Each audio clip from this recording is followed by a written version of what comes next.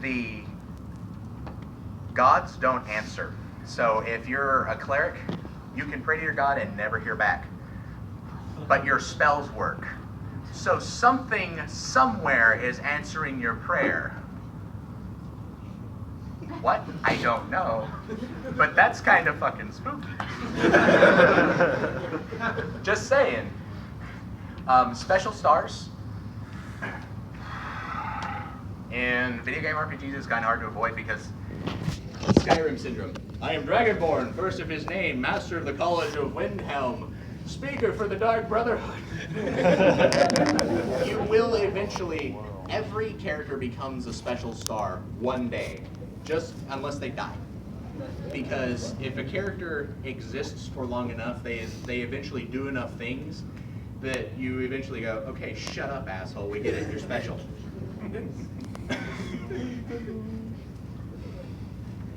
And then there's wish fulfillment. I don't like wish fulfillment campaigns, and there's a reason for that. If the players always get what they want, it's not exciting. Plain and simple. However, dangling it on a fishing rod in front of them and moving the goalposts constantly, this is really fun. Oh, you almost got it. Gotta be faster next time. So, fellow players, if they're getting wish fulfillment and Mary Sue, okay, Mary Sue stuff, you need to talk to the player about it if it's like legit bothering you, or your DM. Wish fulfillment, you have to talk to the DM because he's the one who passes out magical loot. He's the one who writes plot beats. And it's cool that he's considering his players, but he needs to consider A, all of his players, and B, that perhaps the party should not always win. The party needs to fail at some point because in case you skipped middle school writing, there's a low point before the climax, and this is necessary so that we care when the climax happens. If the hero is always succeeding, or like if it's Power Rangers Saturday morning cartoon sort of writing, where the low point is, oh no, we've been unmorphed. Just, I don't really care when the explosion happens and everybody joins hands together. You have to have a low point to care. And then if you have a special star, like I'm a dragon, a fairy, I have mixed like 8 different races into one thing and somehow made it work. Or the DM just allowed me to be broken. Yeah. Pull the DM aside with the player, and you need to talk this out because, dude, you're in a party with an elf, a dwarf, and a human. Perhaps turn that dial down to like 4 from 11. Just saying, you want to fit in with your party because I found the coolest race ever. So I thought in middle school. They were dwarven spirits shoved into gargoyles. Oh, nice. I was going to play this because all the racials were really cool and everything. And I rolled up the character and everything and presented it to my DM, and he's like, you're going to go into towns as a gargoyle. And that pretty much answered my questions, can I play this? No, you can't. But then you have things like Labyrinth. Who has watched the 1980 movie Labyrinth with David? Okay, like everybody. Okay, Labyrinth plays out like somebody's D&D campaign made into a movie where nobody had played D&D before, and somebody said, can I play a commoner? Hey, can I play this really weird character from a splat book I found? It's a humanoid dog. and then somebody rolls up a dwarf, and then the last person is a guy who's actually played before, and he goes, can I use the monster statistics for a troll to make a troll? And the DM, never having played before, said yeah. And then you got Labyrinth. And that was cool. Wow. Because they gelled well. Like, the troll wasn't a special star. He was an actor among all of the other actors. What was the dog's name? Sir Didymus. Sir Didymus wasn't a special star. He was an actor among all of these actors. Sarah was a special star, but she is a living role character, so we deal with it. But that's like, if you want to be special and stick out, be special and stick out in a way that does not put you before other people. That's okay. If you want to be a drow, don't be Dritz. Just don't. Just don't do it. Because, like, I love those novels and everything, but Dritz is a Mary Sue and a special star. He just Totally is. He always has a solution. He's always got some mystical artifact from his last adventure that answers this, and it's not exciting to read. However, the writing style in those novels is great. Okay, you had your hand up forever. Way down there in the back in the red shirt. Red shirt. You, right there. My question backs up a little bit, but we're talking about JRPGs and how generally they talk about stories of other people. However, in Pokemon, you kind of are the star of the show. You're the kid going on his adventure and that kind of thing. Consider this when you talk about Pokemon. It's written for children. It's written for children. And it's fantastic writing for children. It really is. But it's written for children. So when I'm presented with a blank slate that I as a 10-year-old could project myself on and kind of imagine how I'd react in these situations because I have a hyperactive imagination, I'm a 10-year-old, Pokemon's perfect. It knows its audience, it caters to the audience, it knows its medium, and it caters to its medium. Whoever wrote Pokemon deserves a medal. That's why I loved it when I was young. That's why I still love it now. DM question? Mm-hmm. Do you, as a DM and as somebody commenting on DMs, prefer DM-chosen loot at the end of encounters or rolling up a D percentile on the chart with DMG? I decide that based on my players. Very good choice. If my players are hardcore, let's play by the rulebook, I will get out the D% and the Dungeon Master Guide. And I will roll them based up on the challenge rating of the encounter. If they're super story-based, I'll like put in special stupid nuggets and stuff into their loot and all that stuff, and like kind of like halfway cater to who's in the party, because we're collective storytelling. We're here to have fun. If the wizard never gets a wand to use, it's not fun. But if I like have hardcore crunch players instead of fluff players, they're going to enjoy that, but it's not going to gel well with them because the wizard's going to take the feat where he can dual wield wands and shoot 5 spells in a round, and I'm just going to be like, why is anybody else here? Second question as a storyteller, you mentioned a personal choice to avoid stories in which the characters are not the primary and center axis of the progression. You I can. would run a campaign in which, and I want your opinion on it, 7 NPCs fought against 5 other NPCs for control of the localized city, along with that city and surrounding areas, and their job as players were to work underneath and for each of the NPCs, pushing power from below while not ever becoming heroes themselves until the final moment when these parties met on the field, and during their conflict, players were able to grab the grail ahead. That's kind of a new and interesting concept, and I like you for running it. Shy, your idea is a storyteller. It doesn't, but it doesn't have to. Just because my general idea on something is one way doesn't mean that the contrary cannot be fantastic and enjoyable. And I think that was probably fantastic and enjoyable for your group because you finished. That was well thought out. Generally speaking, if you bring a campaign to a close and the reason for it stopping wasn't like people's work schedules changes and all that, but like if your players get bored and quit playing, you've done bad.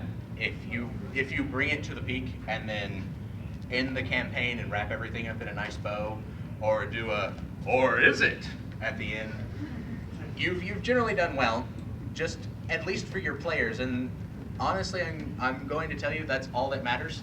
Is if your group enjoyed your campaign, nothing that I say matters. Like, I can give you my opinions on writing all day, but if your group of 5 friends enjoys what you do, carry on. You wave up. You had your hand up first. Whoa. Okay, so I've been role playing for a long time. I was doing that on MUDs But over Telnet. but I'm extremely introverted, so it's no surprise that bars were my first go-to class and all that, and kind of personality and whatnot. And I find that My good writing example is about a bard.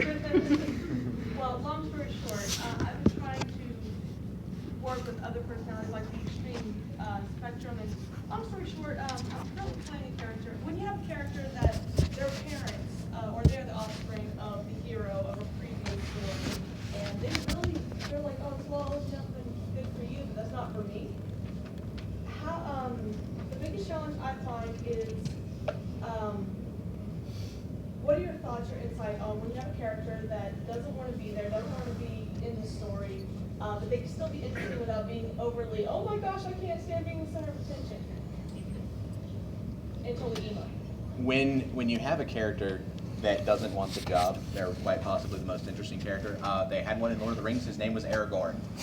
Aragorn did not want to be there. Aragorn was 80 years old when that book started, and I know he's a mix of some mystical mountain range where he looks like he's 40. But dude's like 80 years old, and he's like, I'm way tired of this shit. And yet he becomes king of Gondor. Generally speaking, the person who doesn't want the job is the best person for it. So when the deity of the realm reaches down and says, who can I pick to be the hero? They're going to pick the person who doesn't want the job. And they're going to be told, you either do this or the world blows up. Do you like living? Because I like living. Okay, yes, I'm working on that. You have to decide on basically meeting plain answer is for the PC and the GM to work together on that. But what are your thoughts on how to make that work? Well, talk to your GM first off. Always talk to your GM. Be vocal. Be vocal with your players and your GM. I cannot stress that enough. Communication breakdown is the #1 problem in any problem. First step, talk to somebody. I don't care what your problem is. Talk to the other person you have the problem with. Just general life advice. Life pro tip from this guy. Talk. Do this. Now, if I were your GM, I would just make shit happen around your character. And either you can interact with it or not. I don't care. I do that to my players in general. Things happen around them. Bad things, good things, things they can prevent, things they can't prevent. That's the most interesting one. Because nobody likes trying really, really, really hard to prevent something and then just being told it was always going to happen. Sorry. Yeah. So, if I were your GM, I would make things happen around you specifically because I want you to be involved until you either went to live in a cave to be away from all of this or said, fine, I guess I'm on an adventure. My question has to do with bad writing and railroading your players. Oh, Jesus Christ. Okay, I did that with some of the campaigns because how are you going to tell the story of a Game Boy RPG without putting your players on a long railroad and just chugging along? Here's what I do to avoid railroading. I present the players with an issue, I present them with something to do, and they can go in the opposite direction if they want. But here's also what happens. If bad things would happen had the players not intervened, those bad things happen. And they keep happening until the players go, no. We cannot have genocide in our world, we have to stop this. Or if it's an evil campaign, we can't have these heroes running around fixing the problems we caused. Because eventually it's going to get to your players. I could have stopped that. Yeah. I was just going to say, Game Master knows it's personal, and more or less gets to the point that the character says, it's not in my backyard. Yeah, basically. Cause the character screamed into Basically, if you make the greatest thing a DM can do is make the player care about the world more than a DM does, which is really hard, by the way, because it's almost a fact of life that your players will never care as much as you do, and you will basically go through the 5 stages of grief as they destroy your world. This won't really affect D&D so much as it will video games, Right. but it can be applied to imagine D&D doesn't exist. Right.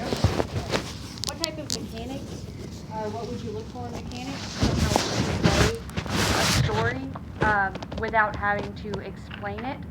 And what type of mechanics would best be utilized in order to make conveying a story much easier and better? Okay, so I mean I'm trying to strict decipher this mechanics. question a little bit because it's kind of big. Not that I think you did that intentionally. I think there's only one way to ask that question. You did it.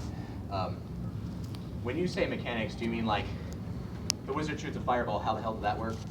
Or No, I mean like bones and flesh mechanics, like how the game works without anything. Because wizard shoots a fireball would be the fluff, Right. what he actually does. Oh, okay. The Are we balls like of it. starting to get down into like rolling dice math? Well, that's for the D&D. That's how it works for D&D. But say if you're going to create a video game, you don't want to just tell the story using the visual medium. Like when the wizard shoots the fireball, you want a giant number to appear above something's head and kind of convey that had an impact or player control. I don't even get what you're asking. Yeah, you're kind of. Okay, an example would be The examples are good. think of Mario.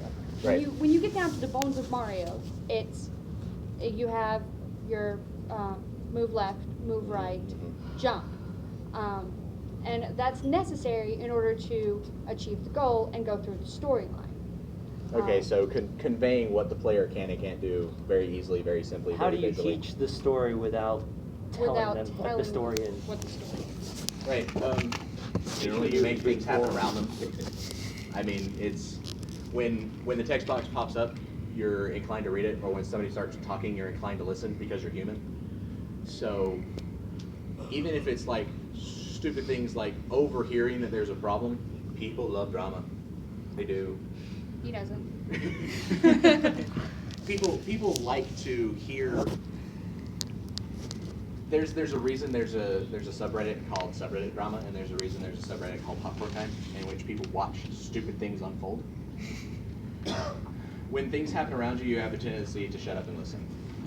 So you don't necessarily have to directly involve the player. I'm trying to think of the video game that did this, where it was basically you walked in a straight line and you watched the story unfold around you through text bubbles and through speech, and you never got to interact with anything, but you heard and saw a story unfold. White Knight Chronicles. What? White Knight Chronicles, the first one. That'd be one of them. But there was another game. It was an indie game. I can't remember its name. Dear Esther. Dear Esther did that, and I don't really like Dear Esther. You. Sakura spirits? How about Max Payne with the whole soap opera on the TV? Yeah. So, kind of trying to get your player into the story without sitting them down and going, here's the story, here's the main characters, this is why you care. Don't pull a Final Fantasy 13 and shove everything in your throat. I've been warned against doing stuff like that before. I mean, it's cool that you have a codex for, like, you know, somebody casually mentions, like, these are lark beetles. The hell is a lark beetle? It's not an important detail, so it's never explained. So that's something you put in a codex. I guess I was trying to reconcile the idea that I had been told in class that if you tell your players how to do things and what to do, then it kind of seems like you're dumbing it down and you're patronizing them. So they've told me to stay away from that, but I don't know how to convey a story and do an RPG that way. That can be hard with storytelling, especially if you have a linear story. Like if there's many paths and you present the paths, generally what you have to do is present the player a way to go. You don't have to tell them that it's the way to go. You don't have to motivate them to go that way. But the very first thing is presenting it as an option. Because if you've ever seen Ego Raptor's sequelitis, and he talks about Mega Man X, it's a great dissection because you are in the first 5 minutes of Mega Man X basically instructed how to play the game by playing the game. Because you're not allowed to go left, so you're like, okay, I must go right. Right is how I progress, 1-to-1. And then you have this rolling enemy that comes down the line and it hits you and you go, well, what do I do with that? Let me press buttons. Oh, I can jump. So you jump over the next guy. Well, the next guy can't be jumped over. What do I do? Oh, I can shoot lemons. So you shoot lemons at him and then he dies. And you basically go through the whole level like this. And at the title screen, you saw X shoot a charge shot. Well, you get your ass kicked by Somebody help me. Vile. By Yeah, Vile. Vile. And which is great because you get to relate to Mega Man, because what happens in that moment is not you watching Mega Man get his ass kicked, you're getting your ass kicked. Because you are playing Mega Man while he's getting his shit kicked in. And it makes you feel like you got punched in the nuts. And it's a fantastic moment. Because Zero walks in, shoots a charge shot, and Vile's machine's arm fall off, and you go, how the hell did he do that? I want that. And then you remember, wait, this happened on the title screen? Let me try these buttons. I can charge my shots. Holy shit. And so you play through the game, and then you get your upgrades, which make you look more like Zero, by the way, until eventually Zero gets his shit kicked in, and you're more powerful than Zero, and you go solve all the problems he couldn't. It's a fantastic progression for a player. If you can pull that off because there's a story to Mega Man X. How many of you know it? Exactly. But every time you play it, you love it because you get to feel the progression that X goes through yourself. The term for that is conveyance, by the way. What you're looking for is conveyance. I have to remember that. So conveyance is what you're after. How to convey things, how to make the player feel what is going on.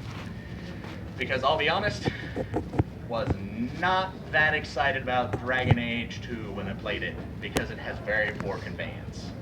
I don't feel my character. Okay, somebody had a hand up, it's you.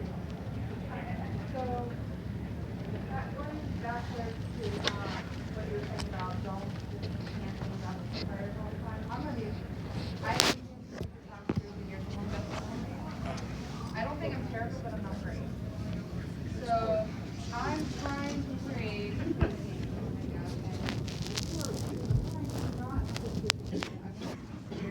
I want it to be legitimately like you're I kind of got the base idea. How do you want me scary? Looks like it's time to cut out. Basically, how do you Signing make it off. scary?